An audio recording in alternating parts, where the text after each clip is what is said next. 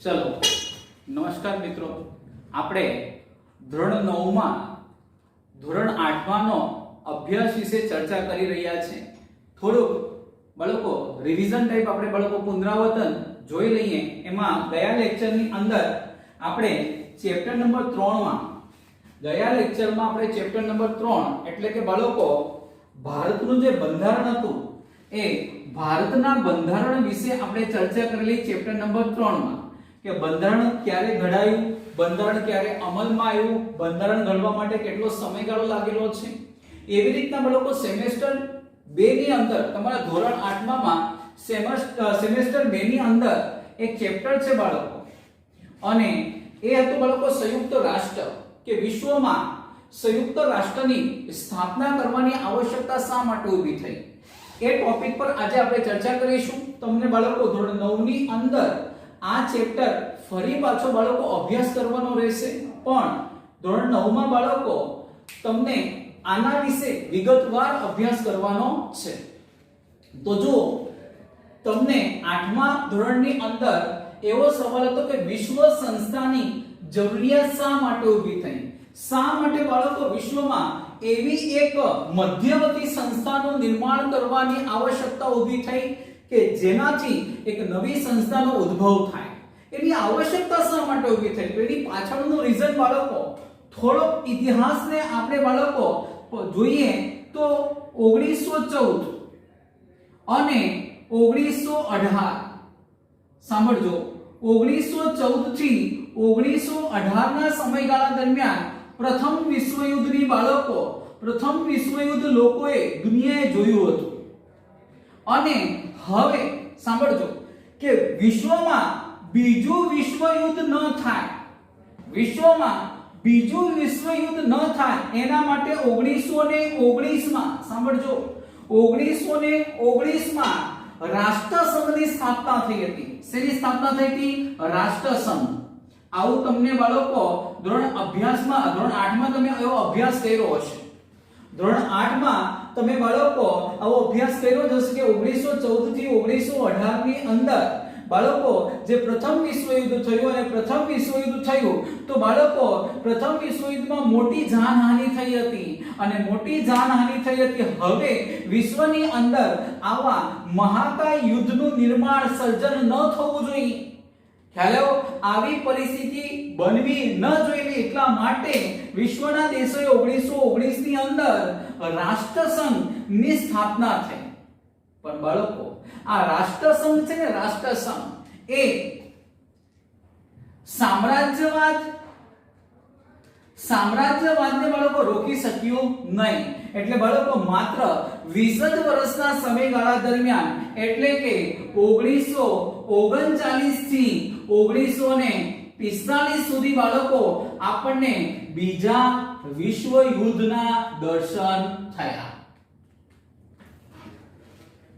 એટલે બાળકો માત્ર તમે 40 વર્ષમાં બાળકો બે વિશ્વયુદ્ધ બાળકો થઈ ગયા, અને એનાથી વિશ્વને ખૂબ મોટી જાનહાનિ થઈ હતી, આર્થિક અને સામાજિક નુકસાન પણ થઈ હતી, દેશનું અર્થતંત્ર ભાંગી પડ્યા હતા। તો બાળકો પ્રથમ વિશ્વયુદ્ધ થયું, હવે બાળકો વિશ્વમાં આવું ન થવું જોઈએ એટલા માટે એક સંસ્થા ઊભી થઈ જેનું નામ હતું રાષ્ટ્રસંઘ। પણ રાષ્ટ્રસંઘ એ સામ્રાજ્યવાદ એટલે બાળકો પોતાના દેશનો વિસ્તાર વધારતો જવો। બાળકો સામ્રાજ્યવાદને રોકી ન શક્યું કારણ કે હિટલરની નીતિને કારણે બાળકો માત્ર 20 જ વર્ષના સમયગાળા દરમિયાન 1939 થી 1945 ના સમયગાળા દરમિયાન બીજું વિશ્વયુદ્ધ થયું। હવે વર્લ્ડની અંદર વિશ્વની અંદર બાળકો ત્રીજું વિશ્વયુદ્ધ ન થવું જોઈએ, અને એટલા માટે વિશ્વ સંસ્થાની જરૂરિયાત ઊભી થઈ। એટલા માટે બાળકો એક એવી સંસ્થા સ્થાપવાની આવશ્યકતા ઊભી થાય કે જે લીડરશિપ ધરાવે, જે નેતૃત્વ કરે, અને એને આપેલા સૂચનો, એને આપેલા માર્ગદર્શન, એને બાળકો આપેલી ગાઈડલાઈન એ બધા દેશ માટે માન્ય રહે ને એવી સ્થિતિનું નિર્માણ થયું, ને એટલા માટે એક સંસ્થા ઊભી કરવામાં આવી જેનું નામ હતું બાળકો યુએનઓ, યુનાઇટેડ નેશન્સ ઓર્ગેનાઇઝેશન, સંયુક્ત રાષ્ટ્ર સંઘ। બરાબર. અહીંયા તમને સવાલ છે કે વિશ્વ સંસ્થાની જરૂરિયાત શા માટે ઊભી થઈ? તો આપણે બબ્બે વિશ્વયુદ્ધ જોયા, હવે બાળકો ત્રીજું વિશ્વયુદ્ધ ન થવું જોઈએ એટલા માટે એક એવી સંસ્થા ઊભી થઈ જેનું નામ હતું બાળકો સંયુક્ત રાષ્ટ્ર સંઘ, જેને ઇંગ્લિશમાં કહેવાય છે યુનાઇટેડ નેશન્સ ઓર્ગેનાઇઝેશન. ભાઈઓ અને બહેનો, પહેલા વિશ્વયુદ્ધ કરતા બીજું વિશ્વયુદ્ધ ખૂબ જ ભયાનક હતું. મોટા પ્રમાણમાં જાનહાનિ થઈ હતી, કારણ કે બાળકો બીજા વિશ્વયુદ્ધમાં અમેરિકા પાસે બાળકો અણુબોમ્બ જેવા હથિયારો છે એવી લોકોને બાળકો માહિતગાર થયો. કારણ કે જ્યારે જાપાને અમેરિકાના પર્લ હાર્બર પર આક્રમણ કર્યું, બંદર છે બાળકો એનો, એ પર્લ હાર્બર પર આક્રમણ કર્યું, એના વળતા જવાબ રૂપે બાળકો અમેરિકાએ જાપાનના હિરોશીમા અને નાગાસાકીમાં બાળકો લિટલ બોય અને ફેટ મેન આવા બે અણુબોમ્બના નામ હતા બાળકો, એને હુમલો કર્યો અને બાળકો ચપટીના બાળકો રણકારની સાથે જ આખા બંને શહેરો તહસ નહસ થઈ ગયા. જાપાનને બાળકો લાખો રૂપિયાની અને મોટા માનવ સમુદાયની જાનહાનિના જોખમો બાળકો ઉઠાવવા પડ્યા. એટલા માટે બાળકો બીજું વિશ્વયુદ્ધ ખૂબ ભયાનક હતું અને બાળકો હવે જો ત્રીજો વિશ્વયુદ્ધ થાય તો બાળકો આજે વિશ્વ એક બિંદુવત બની જાય, વિશ્વ પાસે કઈ વધે નહીં ને. આજે એવા હથિયારો દરેક દેશ પાસે છે. એક દેશમાંથી બીજા દેશમાં, અરે બાળકો એટલું જ નહીં, એક ખંડમાંથી બીજા ખંડમાં છે ને આક્રમણ કરી શકાય ને એવા મિસાઇલ્સ આજે દરેક દેશો પાસે બાળકો છે, પૂરતા પ્રમાણમાં છે.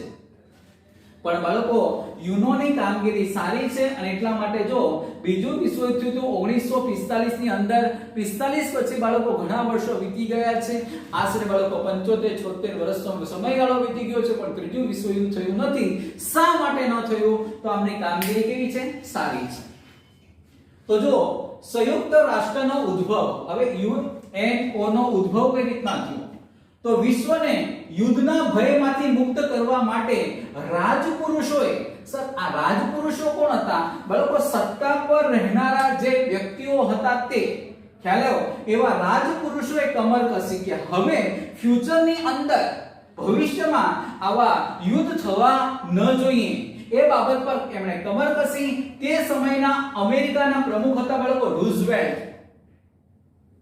બાળકો અમેરિકાના પ્રમુખ હતા રૂઝવેલ્ટ ના પ્રયાસોથી એક વિશ્વ સંસ્થાની યોજના ઘડવામાં આવી. આના વિચાર આપનાર સૌપ્રથમ સંસ્થા હતી બાળકો અમેરિકા, અને અમેરિકાએ વિશ્વને, અમેરિકાના પ્રમુખ બાળકો રૂઝવેલ્ટે વિશ્વને એક દિશા આપી, એક વાચા આપી અને બાળકો વિશ્વને વિશ્વ શાંતિ તરફ લઈ જવાનો પ્રયાસ કર્યો. અને આજ દિન સુધી જોઈએ તો રૂઝવેલ્ટે કરેલો આ પ્રયાસ, એમણે આપેલી વાચા અને દિશા આજે બાળકો આપણને સફળ છે એવું માનવામાં આવે છે, કારણ કે 45 પછી બાળકો એકે વિશ્વયુદ્ધ થયું નથી. એક વિશ્વ સંસ્થાની યોજના ઘડવામાં આવી. પરિણામે 24 ઓક્ટોબર 1945 માં, ચોપડીમાં તમને આ રીતના આપ્યું છે બાળકો કે 1945 ઓક્ટોબરની 24મી તારીખે, પણ ખરેખર આ રીતના આવે 24મી ઓક્ટોબર 1945 ના દિવસે વિશ્વ શાંતિ અને વિશ્વ પ્રજાના કલ્યાણના હેતુથી સંયુક્ત રાષ્ટ્ર સંઘની શું થઈ? સ્થાપના. તો સંયુક્ત રાષ્ટ્ર સંઘની સ્થાપના શા માટે થઈ? કારણ કે વિશ્વએ આવા બે ભયાનક યુદ્ધ જોયા હતા.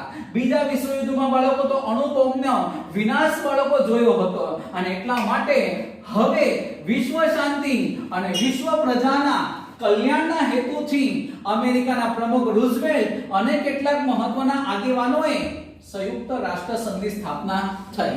એટલે બરાબર સંયુક્ત રાષ્ટ્ર સંઘની સ્થાપના ક્યારે થઈ? 24મી ઓક્ટોબર 1945.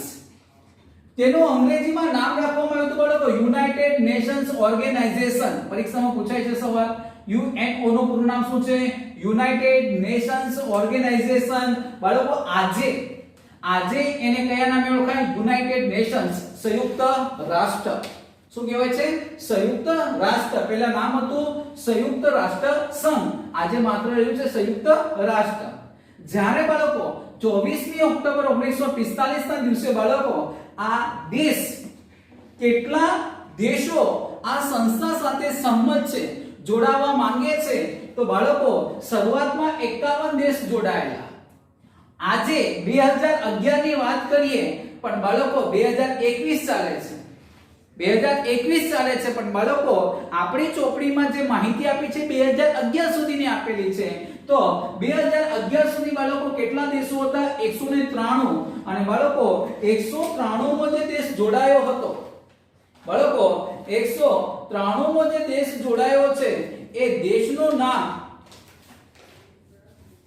બાળકો એ દેશનું નામ છે બાળકો દક્ષિણ સુદાન. બરાબર, 193મો દેશ કયો હતો? તો દક્ષિણ સુદાન. ભારત પણ બાળકો પહેલેથી જ એનો સભ્ય રહ્યો છે. હેતુઓ, બાળકો કોઈ પણ સંસ્થા હોય, કોઈ પણ એકમ હોય ને તો એના કંઈક હેતુ હોય, એના કંઈક ઉદ્દેશો હોય, એ કંઈક કાર્ય માટે અસ્તિત્વમાં આવેલી હોય. એમ સંયુક્ત રાષ્ટ્ર સંઘ જે અસ્તિત્વમાં આવ્યું છે ને તો એના પણ કંઈક હેતુઓ છે. તો એનો પહેલો હેતુ છે આંતરરાષ્ટ્રીય શાંતિ અને સલામતી જાળવવી. બાળકો સંયુક્ત રાષ્ટ્ર સંઘનો એક મુખ્ય ઉદ્દેશ છે કે વિશ્વમાં શાંતિ અને સલામતી જાળવવી. બીજું, સભ્યો દેશ વચ્ચે મૈત્રી ભાવના કેળવવી.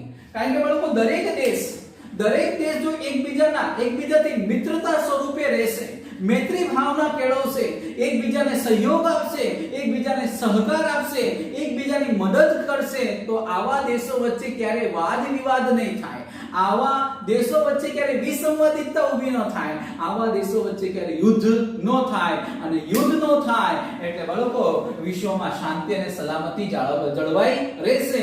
એટલા માટે દરેક દેશો વચ્ચે મૈત્રી ભાવના કેળવવી. આંતરરાષ્ટ્રીય આર્થિક, સામાજિક, સાંસ્કૃતિક અને માનવીય પ્રશ્નોનો નિકાલ કરવો. બાળકો આંતરરાષ્ટ્રીય સ્તરે, વિશ્વ કક્ષાએ મનુષ્યના, લોકોના, દેશના નાગરિકોના જે કંઈક આર્થિક પ્રશ્નો છે, સામાજિક પ્રશ્નો છે, સાંસ્કૃતિક પ્રશ્નો છે, આ માનવીય પ્રશ્નો છે, એનો શું કરવો?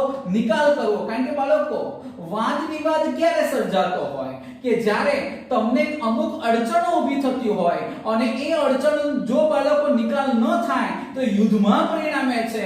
એટલા માટે લોકોને, દેશના નાગરિકોને, વિશ્વના નાગરિકોને ઉપસ્થિત થતી જે આર્થિક સમસ્યાઓ હોય, સામાજિક હોય કે સાંસ્કૃતિક હોય, એવા પ્રશ્નોનો, એવી સમસ્યાનો બાળકો સુવ્યવસ્થિત શું કરવો? નિકાલ કરવો. અને ચોથું છે બાળકો બધા જ લોકોના માનવ હક્કો અને મૂળભૂત સ્વતંત્રતા પ્રત્યે માનની લાગણી ઉત્પન્ન કરવા એકબીજાને સહકાર આપવો. બાળકો માનવ હક્કો, દાખલા તરીકે ભારત સરકારે ઇન્ડિયન કોન્સ્ટિટ્યુશન, એ ભારતનું બંધારણ આપણને 6 હક્કો આપેલા છે, 6 અધિકાર આપેલા છે. બાળકો સ્વતંત્રતાનો અધિકાર, સમાનતાનો અધિકાર, શોષણ વિરોધી અધિકાર, ધાર્મિક સ્વતંત્રતાનો અધિકાર, શૈક્ષણિક અને સાંસ્કૃતિક અધિકાર અને બંધારણીય ઇલાજનો અધિકાર, એ આપણા માનવ હક્કો છે, એ આપણા અધિકારો છે. એવી રીતના બાળકો જે મૂળભૂત સ્વતંત્રતા છે એવી દરેક દેશના બાળકો બંધારણ અલગ અલગ હોય એને અનુલક્ષીને બાળકો દરેક પ્રત્યે માનની લાગણી ઉત્પન્ન કરવા એકબીજાને શું આપવો જોઈએ? સહકાર આપવો જોઈએ. ખ્યાલ આવ્યો? કારણ કે કહેવાય ને, એક વિધાન હતું બાળકો મોરારજી દેસાઈનું કે વિના સહકાર નહીં ઉદ્ધાર. જ્યાં સુધી બાળકોને આપણે એકબીજાને સહકાર ન કરીને ત્યાં સુધી આપણો પણ ઉદ્ધાર નથી અને એનો પણ ઉદ્ધાર નથી. એટલા માટે બાળકો સહકારની લાગણી હોવી જોઈએ. ત્યાર પછી બાળકો હવે સંયુક્ત રાષ્ટ્રની વાત કરીએ તો સંયુક્ત રાષ્ટ્રના અંગ કયા કયા છે? તો પહેલું છે સામાન્ય સભા. આ 2 માર્ક્સનો સવાલ પરીક્ષામાં પૂછાય છે. 9મા ધોરણમાં પણ છે બાળકો. આજ તમારે એનો અભ્યાસ કરવાનો રહેશે પણ આનો વિસ્તારપૂર્વક. સંયુક્ત રાષ્ટ્રના અંગો તો પહેલું છે સામાન્ય સભા, બીજું છે સલામતી સમિતિ જે વિશ્વમાં બાળકો શાંતિ અને સલામતી જાળવવાનું કાર્ય કરે છે, ત્રીજું છે બાળકો આર્થિક અને સામાજિક સમિતિ, નંબર 4 છે વાલીપણા સમિતિ, વાલી તરીકેનું કાર્ય કરે છે, ન્યાયની આંતરરાષ્ટ્રીય અદાલત. ન્યાયની આંતરરાષ્ટ્રીય અદાલત એટલે બાળકો વિશ્વની અંદર જે કંઈક વિવાદો ઉત્પન્ન થાય છે, વાદ વિવાદ થાય છે, એનો સુવ્યવસ્થિત નિકાલ લાવવાનું કાર્ય કરે છે બાળકો ન્યાયની આંતરરાષ્ટ્રીય અદાલત.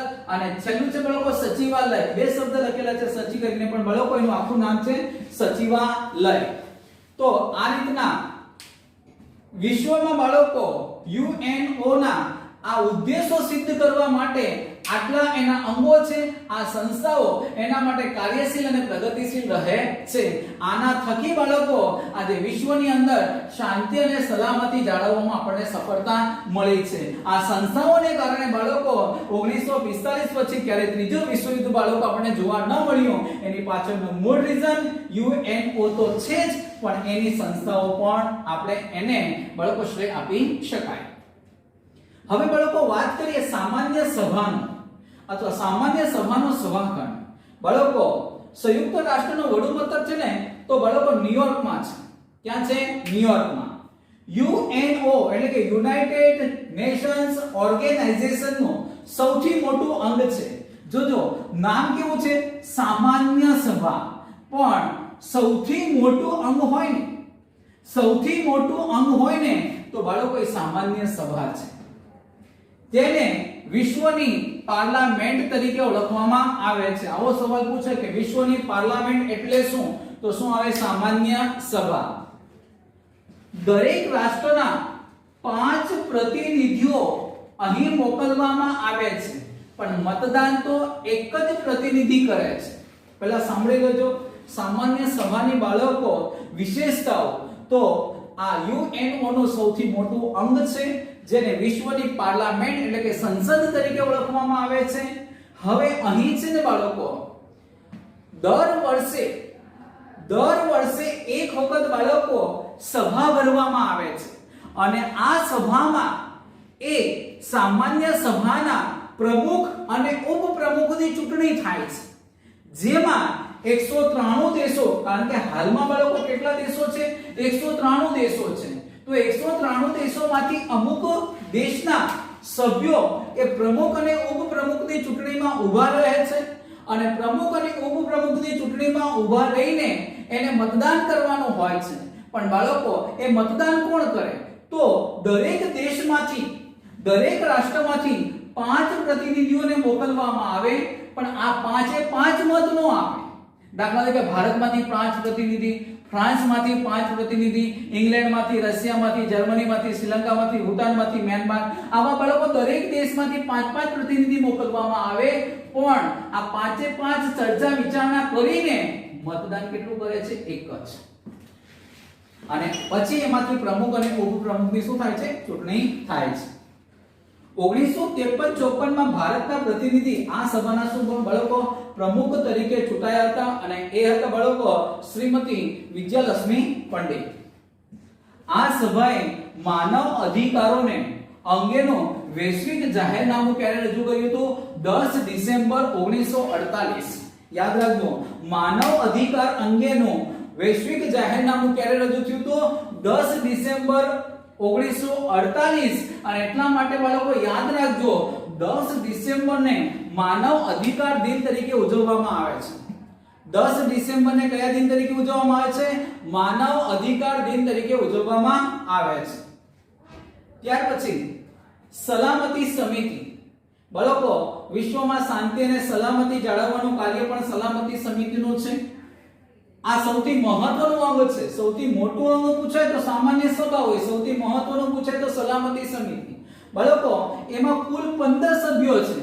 15 સભ્યોમાંથી બાળકો 10 સભ્યો બિનકાયમી છે. 10 સભ્યો બિનકાયમી છે, જ્યારે 5 સભ્યો કાયમી છે. 5 સભ્યો કયા છે? કાયમી છે. આ 10 સભ્યો બાળકો ચોક્કસ સમયને અંતે આ 5 સભ્યો 5 દેશો બદલાતા રહે છે, પણ બાળકો બાકીના જે 5 સભ્યો છે ને કાયમી છે. આ 5 સભ્યો કાયમી કયા છે? એક છે બાળકો અમેરિકા, બીજું છે રશિયા, ત્રીજું ઇંગ્લેન્ડ, ચોથું ફ્રાન્સ અને પાંચમું ચીન. આ 5 દેશો છે ને બાળકો કાયમી છે સલામતી સમિતિમાં. બાળકોને એટલા માટે એક બહુ મહત્વનો ટોપિક ભણવાનો છે બાળકો, વીટો પાવર. વીટો પાવર એટલે શું? તો બાળકો સમજો ભાઈઓ બહેનો, વીટો પાવર એટલે શું? તો વિશ્વની અંદર બાળકો જે બનાવો બનતા હોય, પછી જમ્મુ કાશ્મીરનો મુદ્દો હોય કે કોઈ પણ મુદ્દો હોય બાળકો, આ વિશ્વની અંદર બાળકો જે બનાવો બનતા હોય એ બનાવોની ચર્ચા વિચારણા સંયુક્ત રાષ્ટ્રમાં થાય છે અને આ સંયુક્ત રાષ્ટ્રમાં જ્યારે બાળકો ચર્ચા વિચારણા થાય છે ત્યારે એના સોલ્યુશન માટેના નિવારણ માટે આ પાંચ દેશો અમેરિકા, રશિયા, ઇંગ્લેન્ડ, ફ્રાન્સ અને ચીન આ પાંચ દેશો બાળકો જો એ પ્રશ્ન વિશે હકારાત્મક વલણ ધરાવે અથવા પાંચ નકારાત્મક વલણ ધરાવે તો જ એનું સોલ્યુશન આવે છે, તો જ એનું નિવારણ થાય છે. બરાબર. હવે બાળકો સાંભળજો, જમ્મુ કાશ્મીરના પ્રશ્ન અંગે અત્યાર સુધી બાળકો અમેરિકા એ ચીન છે એ પાકિસ્તાનની તરફેણ કરે છે, પણ બાળકો રશિયા છે ને રશિયા એ કોની તરફેણ કરે છે? ભારતની તરફેણ કરે છે. અને એવું વીટો પાવરમાં જણાવવામાં આવ્યું છે કે કોઈ પણ એક દેશ નકારાત્મક મત આપે તો એ પ્રશ્નનું સોલ્યુશન આવતું નથી, નિરાકરણ થતું નથી. પાંચે પાંચ હા હોવા જોઈએ અથવા પાંચે પાંચ ના હોવા જોઈએ. આને કહેવાય છે બાળકો વીટો પાવર. તો બાળકો આ સંયુક્ત રાષ્ટ્ર છે, વિશ્વ યુદ્ધ થયા પછી બાળકો સંયુક્ત રાષ્ટ્રની સ્થાપના થઈ, કામગીરી સારી છે અને એટલા માટે બાળકો એ યુદ્ધ પણ થયા નથી. હવે બાળકો તમારે આ એક વખત હોમવર્ક લખી નાખજો, કારણ કે આ તમારો 9માનો બેઝ છે અને તમને ઉપયોગી બનશે. એક વખત હોમવર્કમાં લખવાનું રહેશે, હોમવર્કની નોટમાં. ઓકે.